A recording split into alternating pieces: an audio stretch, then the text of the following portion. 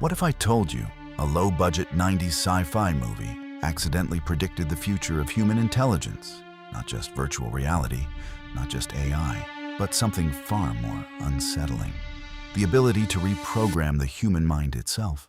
Back in 1992, the Lawnmower Man showed a man evolving beyond human limits through VR experiments.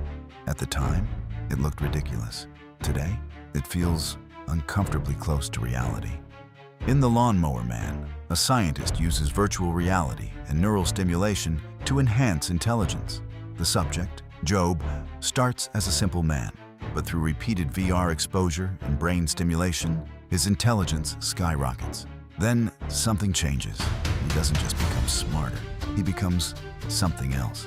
Here's the part most people missed. The movie wasn't really about VR. It was about control over the human brain.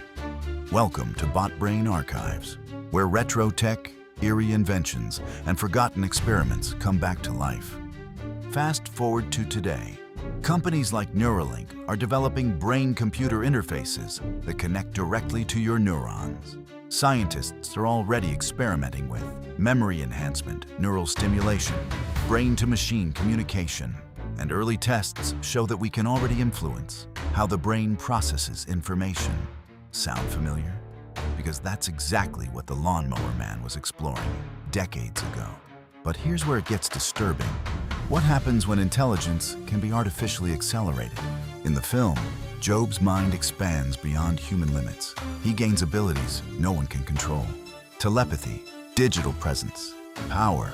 But with that power comes detachment from humanity. He no longer sees people as equals. He sees them as obsolete. And that raises a real question.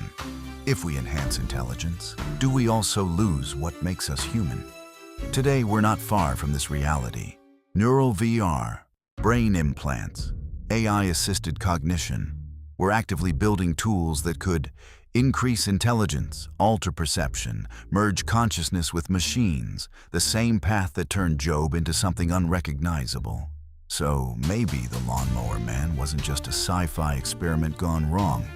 Maybe it was a warning, not about machines taking over, but about humans becoming something we can't control. If you're into retro sci-fi that feels a little too real, and the hidden truths behind the tech we're building today, subscribe to BotBrain Archives, because sometimes science fiction isn't fiction at all.